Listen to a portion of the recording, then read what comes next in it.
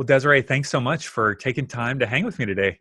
Yeah, thanks so much for having me on. So, you're all about minimalism, almost minimalishism. There you go. Uh, Yeah. how were you and your husband introduced to minimalism, and what attracted to you at kind of that way of life?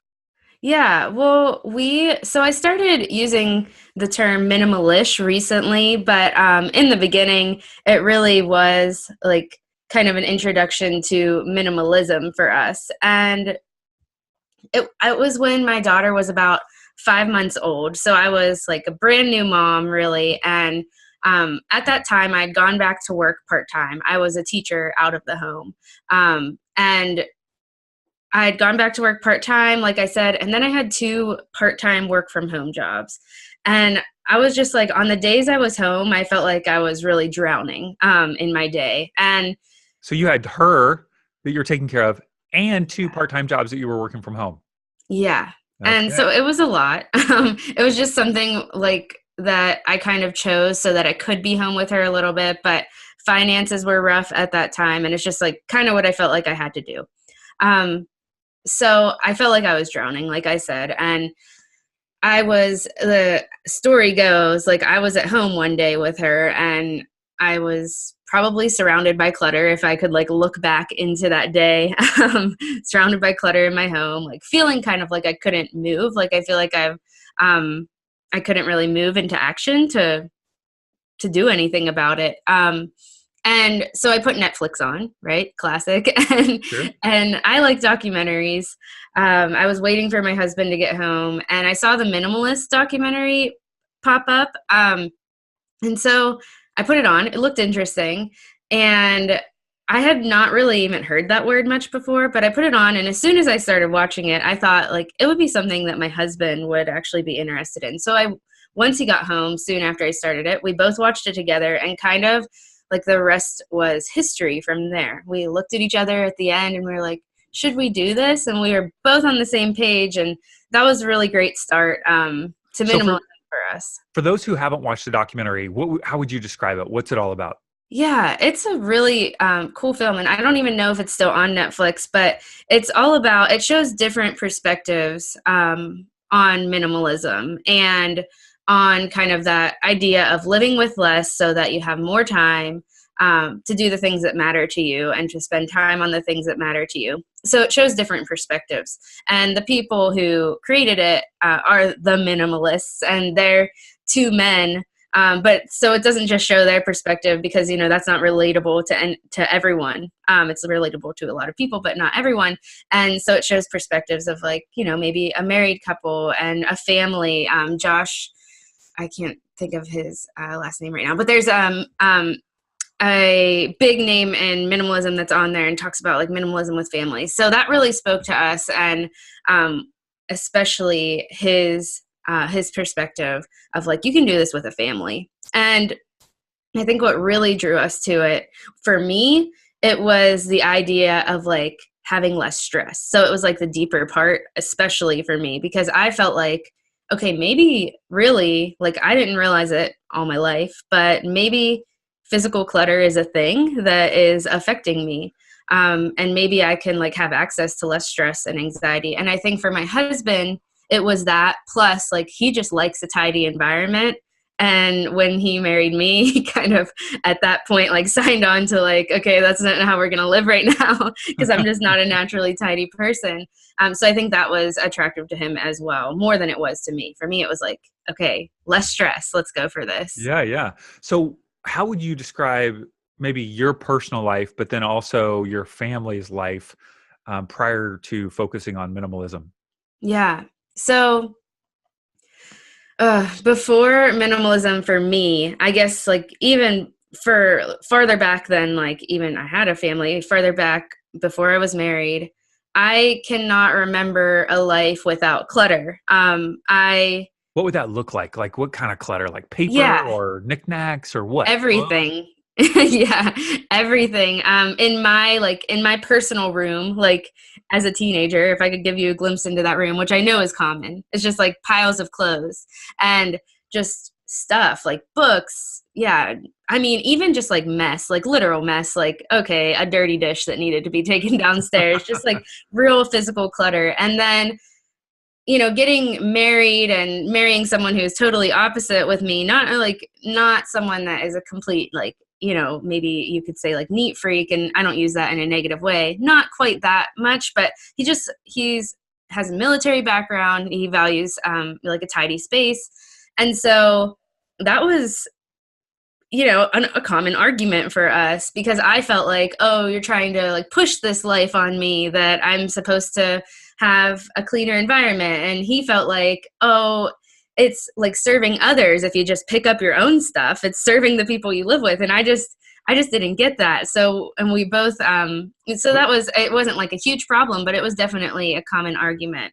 Was he like trying to get you to do push-ups, like his, payback or something? Definitely not. Johnny, give me 20.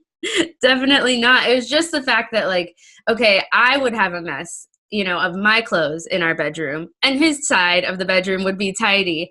And it's not that like we couldn't live happily like that. We surely did, but it's just that, that stressed him out to live in an environment that was cluttered, but there wasn't really anything he could do about it because he wasn't going to try changing me, So it wasn't like, it wasn't a huge issue, but it was an argument that happened because I just didn't value it. I didn't value a tidy space. So that kind of gives you a background of like how the perspective I'm coming into minimalism with is that it just wasn't like physical clutter seemed normal to me, I guess. Yeah. It just seemed like how I naturally was. Sure. Living in a minimalistic way didn't come naturally to you. It was a different way. So then you get pregnant and you're, I take that, maybe you adopted Gemma. I shouldn't even have said that. You have, Gemma is on the way. And I'm assuming people are starting to give you items like diapers or clothes or crib or car seat. Okay, so all this stuff starts coming into your home. This is prior to minimalism. Did that exacerbate things, or what were you feeling at that point?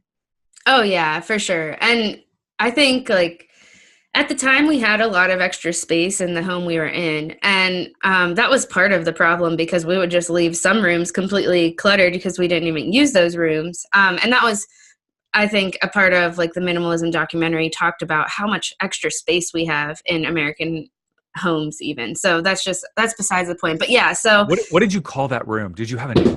Oh, sorry, I made a loud noise.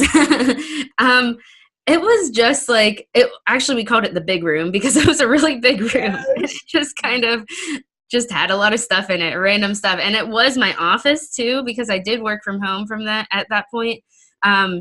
I think some people call those rooms like the junk room or the pile, or just people call those, different things. I live in Southern California, so most people don't have like extra rooms just because it's so expensive, to live here. But I grew up in Kentucky, and I remember we had more than one extra room, and some of them would just be piled up with stuff. There was like the wrapping paper room. Yep. Mm-hmm. Exactly. And that's kind of what it was like. I mean, we had a lot of extra space. I'm not even sure why we moved into that big of a house, but because at that point it was just two of us, but we did. It just felt like, that's what you do. You move into a bigger house. And then, we started filling it with all the kids' stuff. We got stuff given to us. Mostly we got stuff given to us secondhand or as gifts. And it was just, it was a lot. So then when she came, it was just, diving into parenthood is already like, diving off into the deep end, just trying to find your way.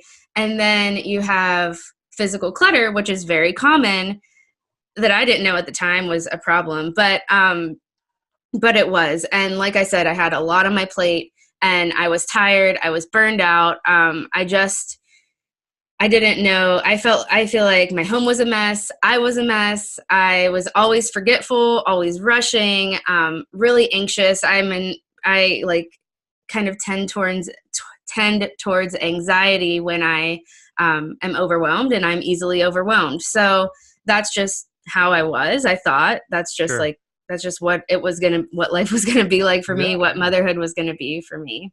So she's like 5 months old, I think you said. You watched the documentary. What was your first step? Like, what did you do when you both Yeah. looked at each other on the couch? Did you both get up and start tidying up, or? I I feel like we remember it differently, but I do think that that day we kind of were like, okay, let's declutter our pantry, and that was the first place we started, which is something that I had already done in the past because I cook a lot, so I wanted to at least know where things were. So I had our pantry kind of organized, but when you organize something and there's still too much stuff, it doesn't stay organized. So we started there, and we're just like, okay, this food, either it's something that like I thought I was going to like and we don't need it anymore, or it's just something we're not going to eat. So let's just, get rid of it, give it to someone else.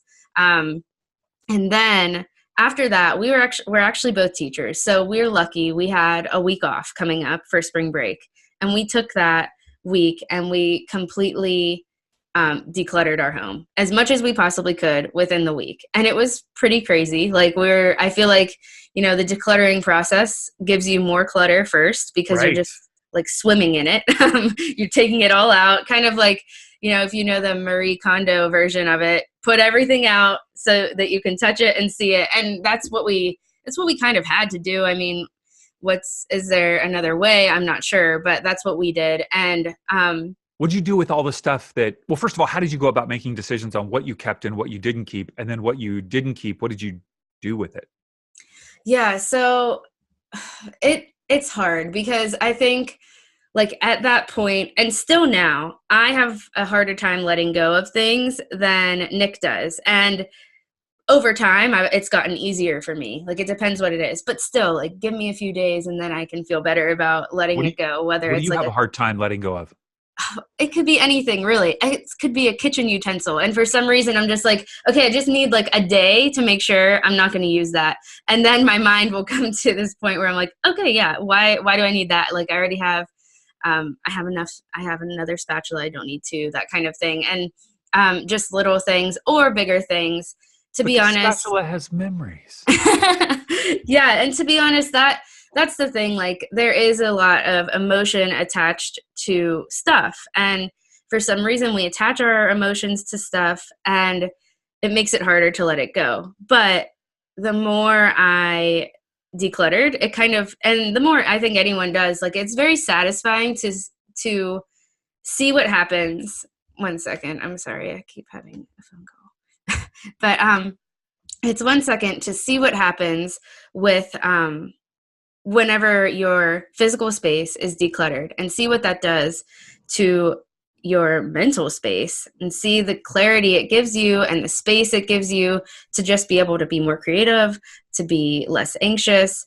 And then that's when, to me, it becomes like addicting, like in a good way. Like, okay, getting rid of all the things. And that's where we got to. That's what point we got to pretty quickly within that week. It's like, okay, I decluttered my closet one time through, still have way too much stuff. I'm going to do it another time.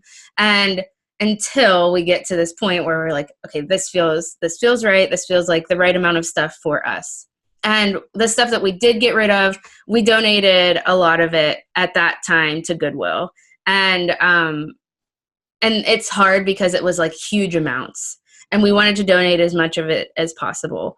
But it was overwhelming. So some of it, honestly, at that point, we did throw away, things that we felt weren't very useful or valuable anymore. And now we try to just make runs to Goodwill or a Salvation Army, or I really try to think like, can anyone else use this?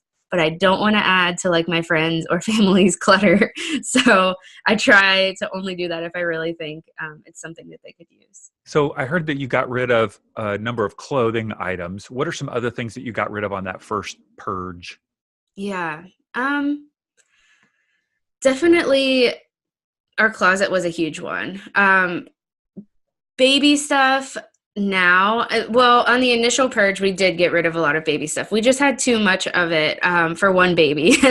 And so toys, baby, whatever you want to call it, like appliances, stuff that, they sit in, they swing in. We had 3 baby swings. I don't know why we had that. We had one baby. paper clutter is huge for us now, and that's something like we had to really sort through then. I think we just kept everything that came in the mail for whatever reason back then, and now I get rid of stuff right away as soon as I possibly can as it comes into the house. The kitchen, I have, at that point I had such a big kitchen I could store so much, but then it was like, okay, I used one pan and then I didn't wash it. So, I have another one. I'll use that one. And things just pile up. So I did get rid of a lot. And then soon after we moved. So I think like the second clutter of packing up stuff and realizing like in that first big declutter, we got rid of a lot. But then now what do we see that we still aren't using? And then we decluttered again, and then we moved, and as we were unpacking, we decluttered again. And now like I'm still decluttering because like I said, it takes me time to let go of things. But as we live our lives, we realize that, there are seasons that things are really useful to us. And it's okay to like decide that this item has served its purpose and it's no longer useful to me. Now it's kind of just taking up my space and time, and I can let go of it now. Sure. Now, Gemma is how many months old now? She's 1.5. 1.5. Okay. Yeah. So you've been at this for about a year now. Mm-hmm. And a lot of moms are listening, maybe they have young kids or even kids in elementary school, the toys, the clothes, the battery operated cars, all of this stuff. How is it even possible to keep a house uncluttered with a toddler?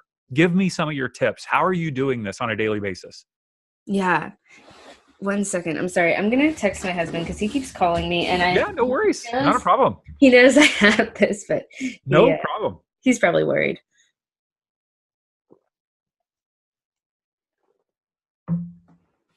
Okay. So I think that's such a good question because I have noticed just that I think it's the hardest for maybe a parent to accept that minimalism is possible for them.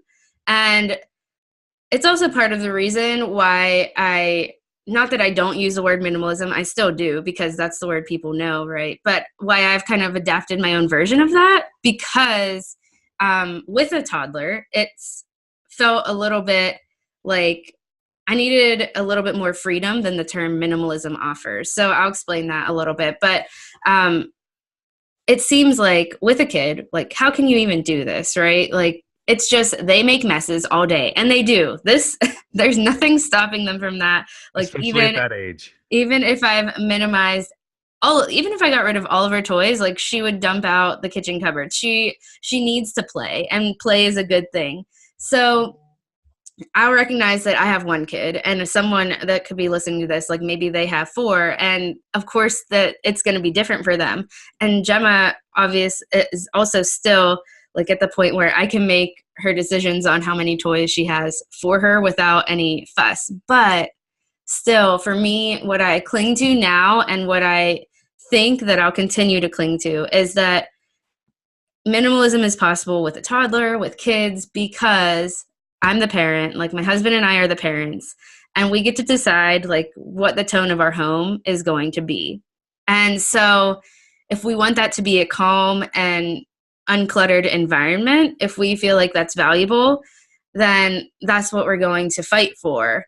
So I believe it's good for my daughter to have less. I believe it's good for me, for my husband, and just for our family in general. And not only do I just believe it, but I see it. And when she's in a less cluttered environment, like when I've tidied up her toys after nap time, and then she comes out of her bed after nap, she's just like, she's calmer than, and of course she's less tired, but she's calmer than like when she's in the midst of maybe after she dumped out a bunch of toys or something like that. So the fact of the matter is, if I give her less options to play with, then she's not going to build up that clutter. And then if I minimize my clutter, then she's not going to have to live in, a hugely cluttered environment. So it's not just about her, of course, it's about all of us. And she's happier, less cranky, more creative in her playtime. And then I'm happier, less cranky, more creative, just like in my life and in the way I approach motherhood. So it's just, it's just makes sense to me to kind of fight for that, fight past the messes that she does make. She does, like, we have open shelving in the kitchen. She takes stuff off of it. It's fine because it's okay to also have a lived in home. Like, that's why I started using the word minimalish, because we do have toys and we do have stuff and we do have messes. We have much less than maybe the average person. But I realized that, like, I was striving for this version of perfectionism as a stay-at-home mom of a toddler that just wasn't going to happen. And it's not going to happen for anyone, but it's definitely not going to happen for me. And what I decided was that, like, we're going to live in this home every day. We're going to be here, and that's okay. Like, it's okay for there to be messes, but if we can just have less stuff and less of those messes, and it can be take less time to pick up, then we're all going to be happier, and then we're all going to kind of thrive in that environment. So one, I'm hearing, to begin with, just less things. And then two, you're talking about picking up some items kind of along the way. I know some people, whether it's a stay-at-home mom or you're coming home after work and you've just picked up the kids from daycare or after school program, it's a mess. You're tired, you're exhausted, you're trying to get food on the table. What is I'm hearing though that the value is, like, how long, I guess, would it take to pick up those items before when she comes out from a nap? Yeah. Like convince me that it's worth it. How long does it take? Yeah. So when she goes, actually, I try to pick up the toys before I put her down for a nap. And that's because that, like, 2 hours or whatever that she is sleeping, I want to have that time to do what I either want to do for, like, my podcast or work, or to just relax and, like, take a breather and rest. And so it takes me really, I mean, maybe 10 minutes on a good day, because I maintain it throughout the day. And I like to think that I've been actually timing myself on some things lately. And one of my goals in March is to have, like, more of a cleaning schedule, not just like, it's not about clutter, because we do have a pretty uncluttered home, but it's more about, like, actually doing the cleaning, because, like I said earlier, I have never naturally been a tidy person. So that means I've never naturally, like, saw a huge value or, like, have a love of cleaning. So what I do right now is I take 20 minutes in my day, or more if I have more energy, but it really only needs to be 20 minutes to do, like, some kind of maintenance of our home. And it's because our home is small too, but, like, maybe it's vacuuming one day, or, wiping down kitchen appliances. But then I take probably, like, 10 to 15-minute intervals throughout the day, and I'm just picking up. Like, I'm maintaining our stuff after breakfast, because we don't have 20 pans and I can't just let them pile up in the dishes. I'm just going to take, the 3 minutes it takes to wipe down that one pan and put it away. Mm-hmm. And what I've found in that is, I would say it's maybe an hour total in my day. The whole day, yeah. That I'm just, like, and that's on a day where I'm really, like, the house is pretty much tidy all day, unless my daughter is playing. And to me, that's worth it, because in the end, like, okay, the end of the evening, I get to relax in a space that is tidy and, peaceful. And in the morning, I get to wake up and have that space. And during her nap time, I get to have that space. And what I've seen as I've been doing this, I kind of have been calling it, and I've seen others call it too, like, resetting rooms. Mm-hmm. It's just like putting things away as you take them out, Mm-hmm. And to some people that comes totally naturally. To me, it doesn't. Like, I called myself a tornado whenever I think of, like, how I used to go about my day. It's just like, okay, I'm using this, leave it in the place where I just used it instead of put it back. And when you have less stuff, then you're taking less stuff out, you're using less stuff, so it takes less time to put that thing away.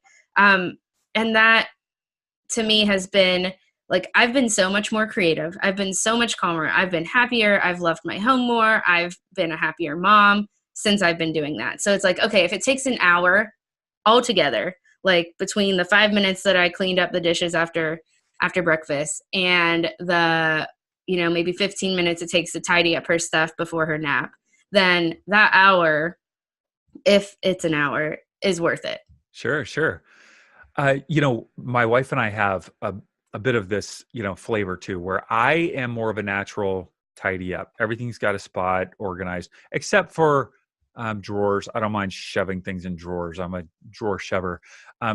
Her, on the other hand, she doesn't mind if it's kind of a mess, but she likes things to be clean.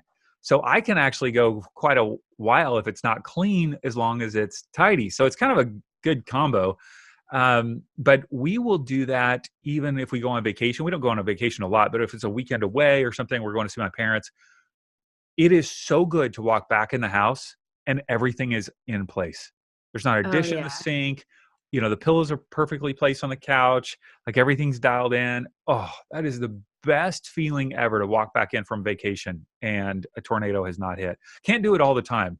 But I love that feeling for sure. It is. And I think, like, there's this image in motherhood of like the hot mess mom. And I don't know if you've ever heard that, but it's kind of like, okay, if you have kids, like, your house is just going to be destroyed and you're just going to be like basically just unable to control it. You're just not going to be able to control it. And because of that, like, maybe you haven't showered in 4 days, and because of that, like, it's just, maybe it makes motherhood feel maybe joyless or just like tired. Like, that's all it's about, is being tired and overwhelmed.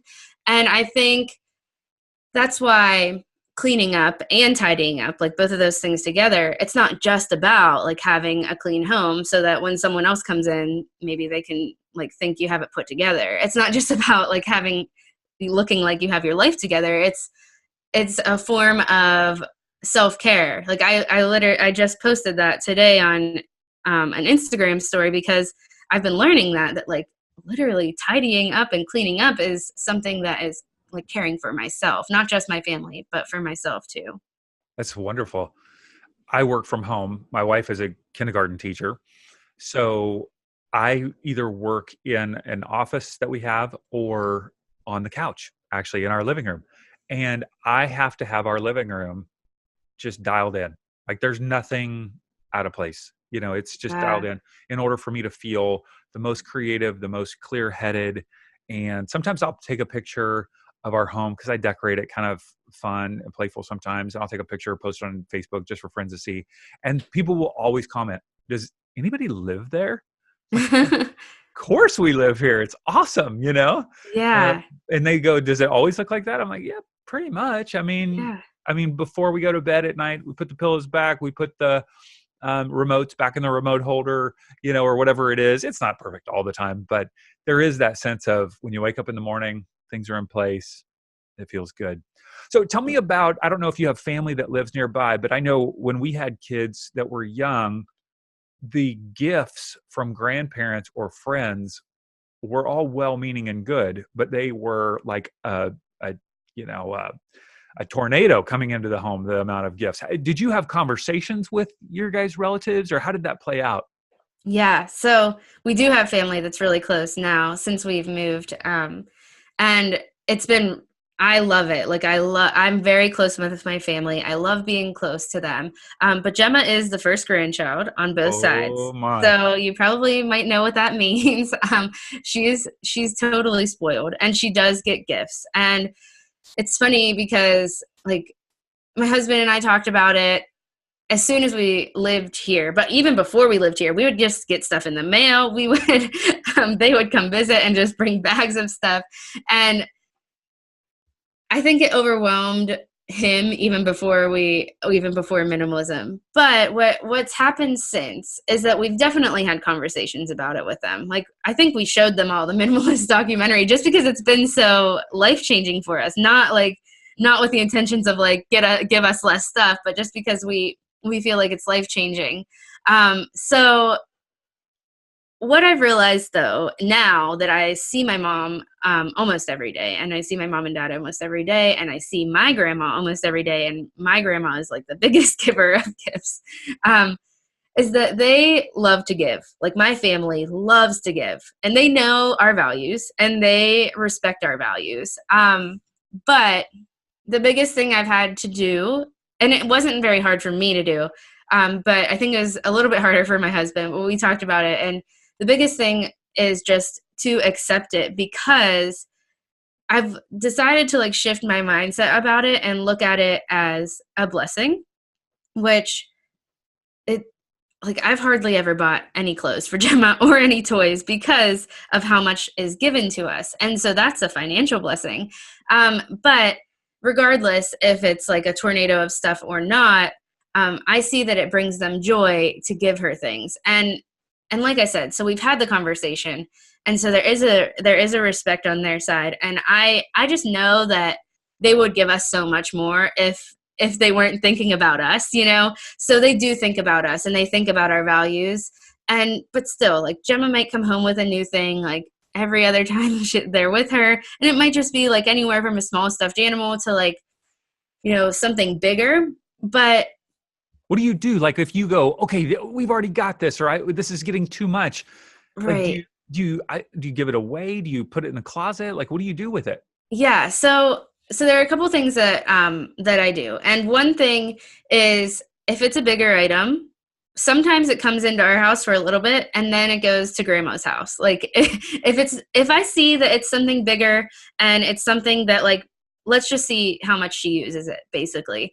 And if it's not something that we want to keep in our main space and it's not something she's using often, then yeah, it goes to grandma's house. And if grandma is okay with that, like she bought it, then I should say Gigi because that's what we call her. Okay. And they always are. They always are. And even they bought her like a huge block set and they keep it at her house. So that's, you know, relevant to us because they're nearby. But even if you don't see them as often, I think it can be relevant because when they do visit, like, you know, do you want to lug a whole bag of toys over to their house, that type of thing. So I think that has helped. Another thing that I do is I rotate toys for Gemma, and that's just been something that I've seen is fun for her because she sees it and she's excited about it, and I find a space where I can store some things, and it's not a lot, but maybe like a small bin of toys that I store away. So that helps.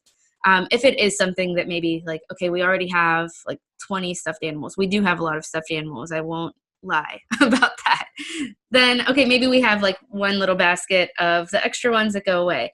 And then eventually what happens is I find, okay, we have a little bit more clutter than I like to have. We have a little bit more toys. Our basket of stuffed animals is overflowing a little bit more than I'd like. The room gets messier faster. She's not focused on her toys as much. Then it's time to declutter. And at that point, like I said, I will send a basket to my mom's house. And if I don't think it's something we should get rid of, I will donate it or I will keep it. And I just would keep it for like a future child. But that is a very small amount of actual toys.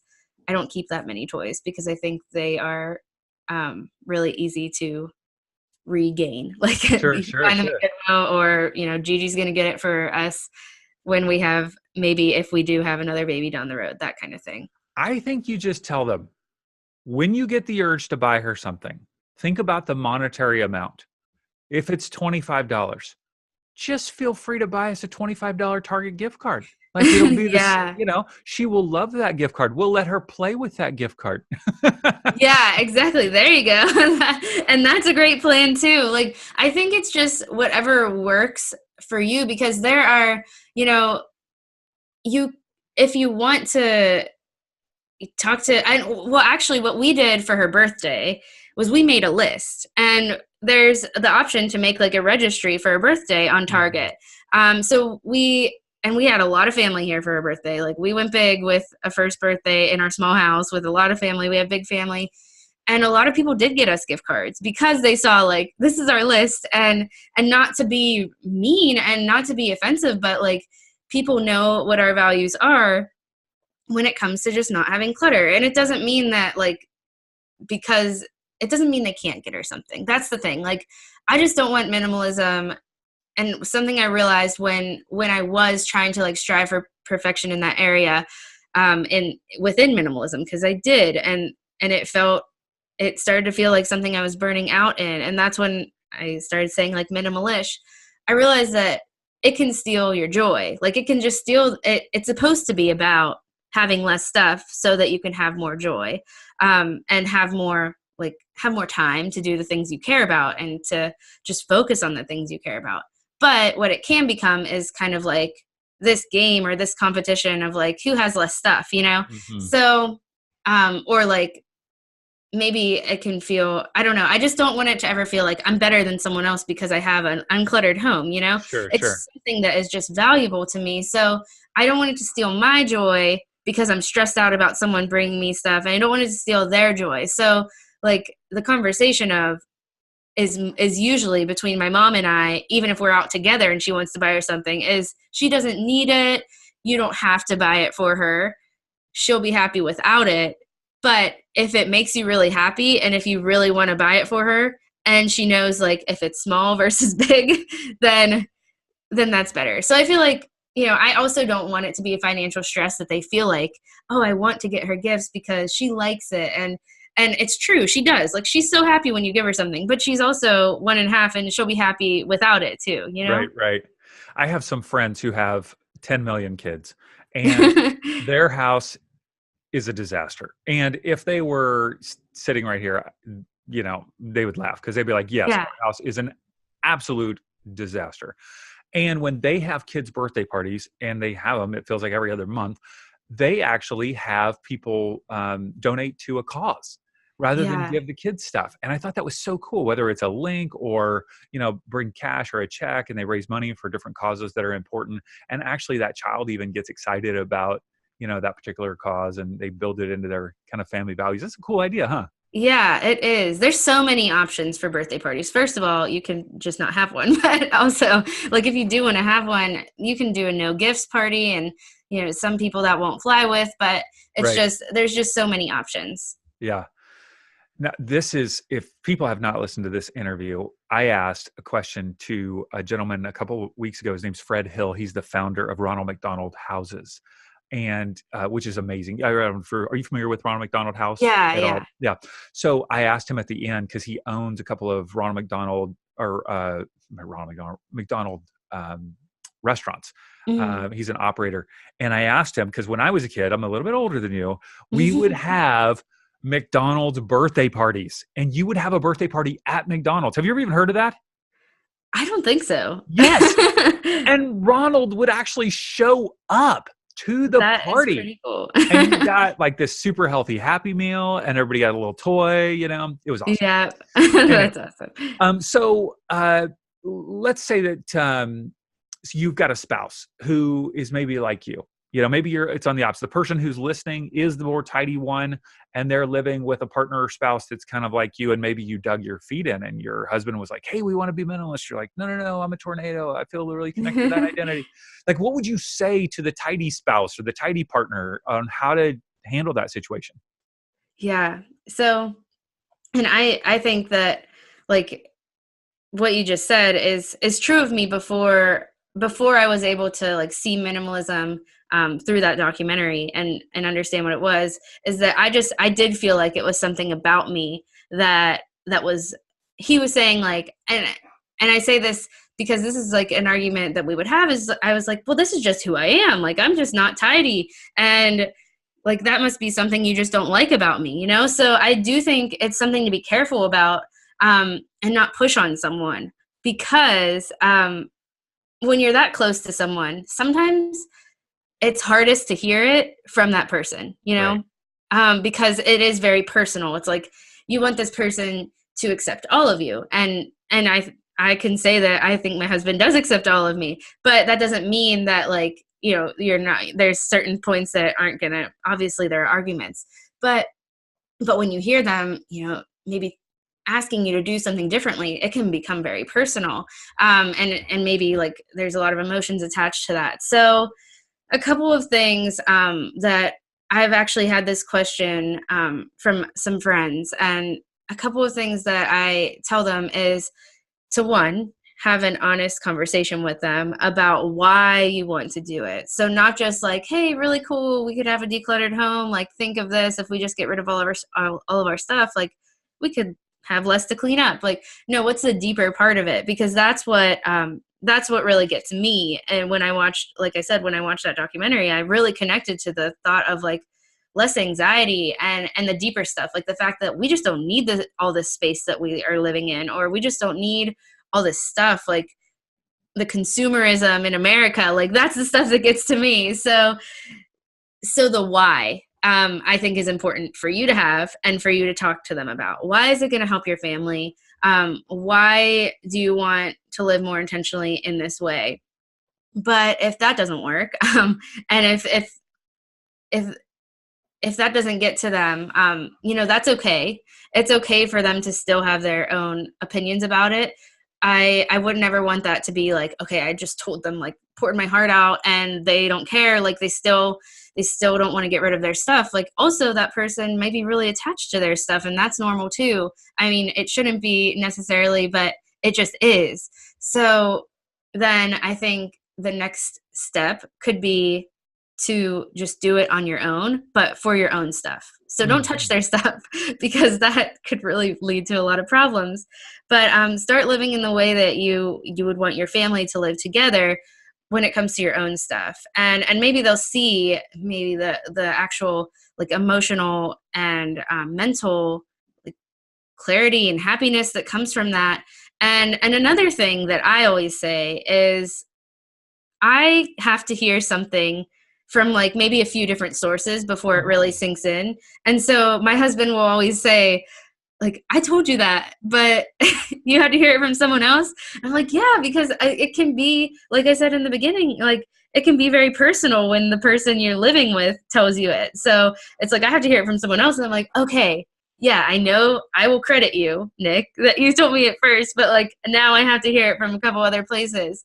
And so it's just a funny kind of joke that we have, that's kind of how minimalism was, even though he wasn't calling it minimalism. Like he could have been living that way for a while if it wasn't for me.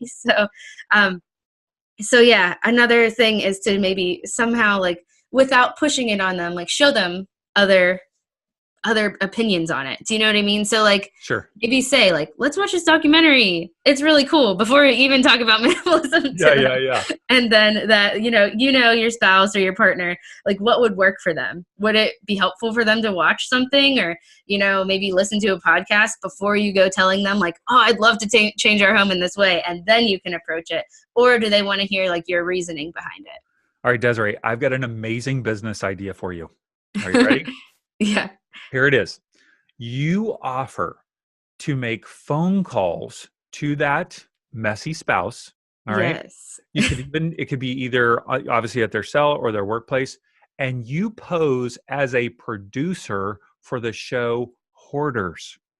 And you say, I've gotten word from friends and family that you, Joe, would be a great candidate for our show Hoarders. And just wanted to check to see if that's something you're interested in.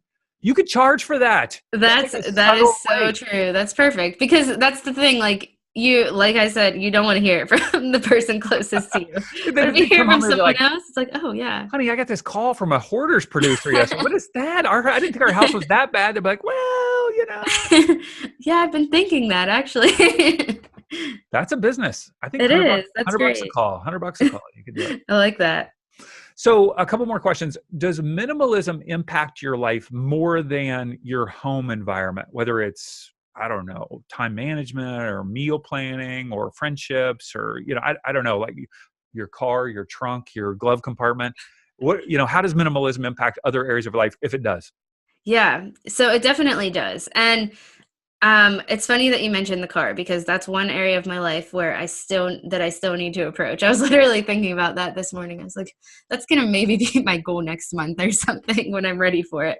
But yeah, it definitely, like, I would say it approaches it kind of filters into every area of life. And for me, it was in phases. So at first, it was just about like the physical environment and decluttering.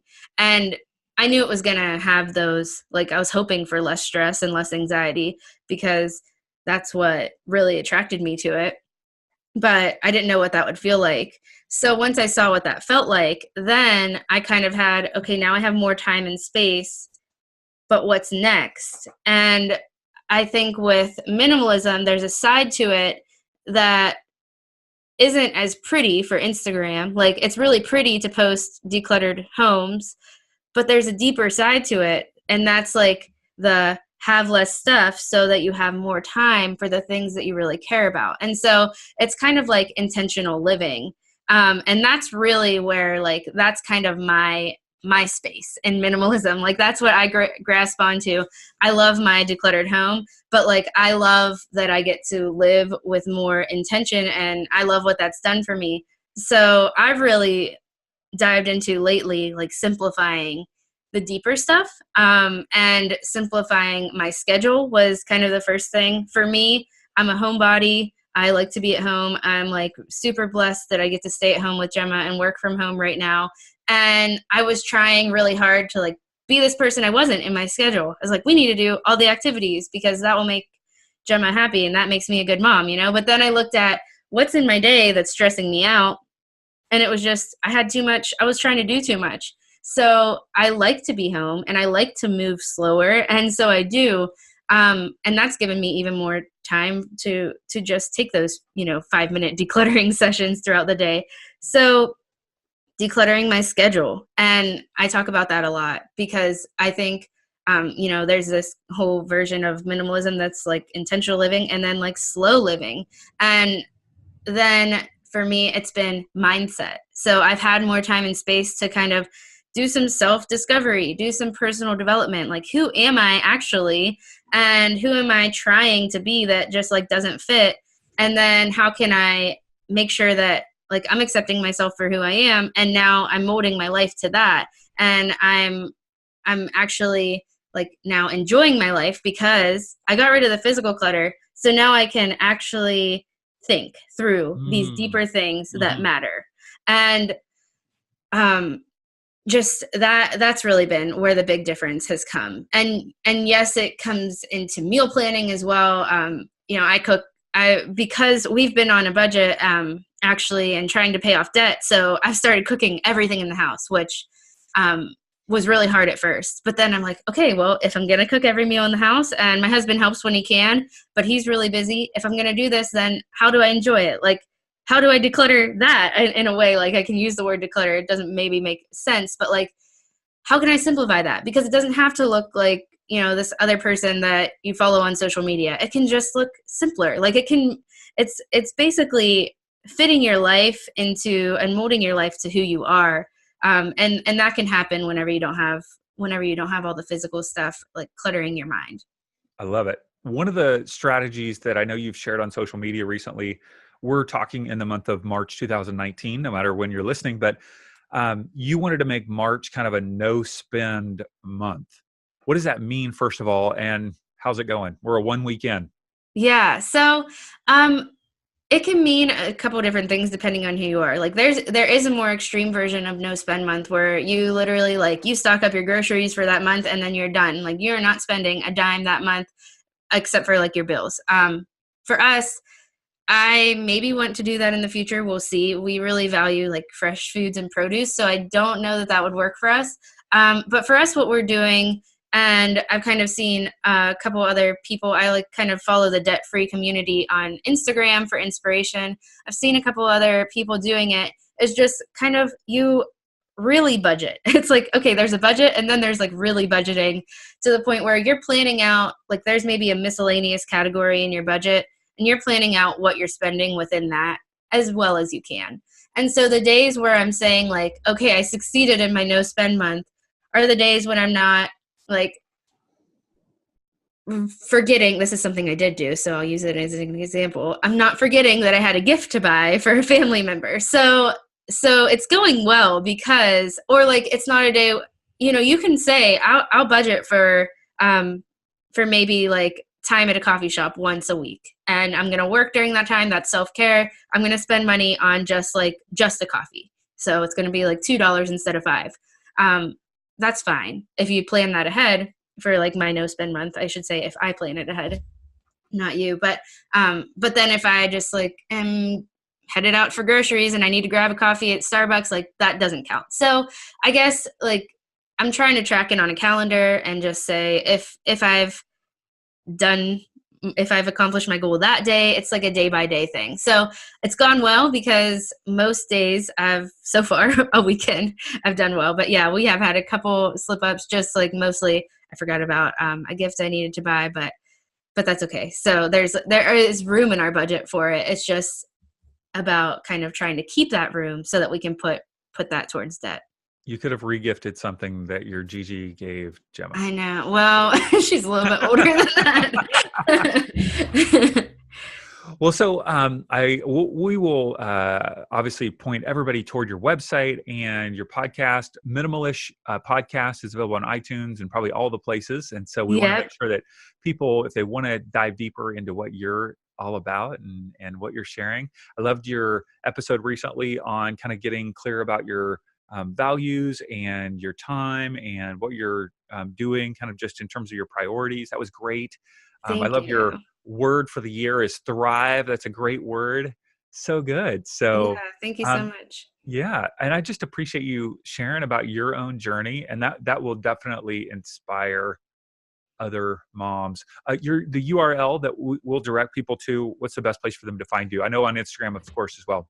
Yeah, Instagram is at minimalish_motherhood. And then you can find me at just DesiraeEndres.com. And that's where kind of like you can find my podcast on iTunes and everything, but then that will direct you to all those different places where you can find it too.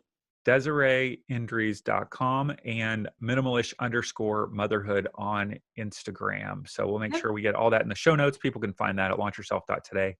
So thank you for taking time. And it was awesome to meet Gemma via Instagram. Such a cute. Thank you. Yeah, it was great talking to you. Thank you so much.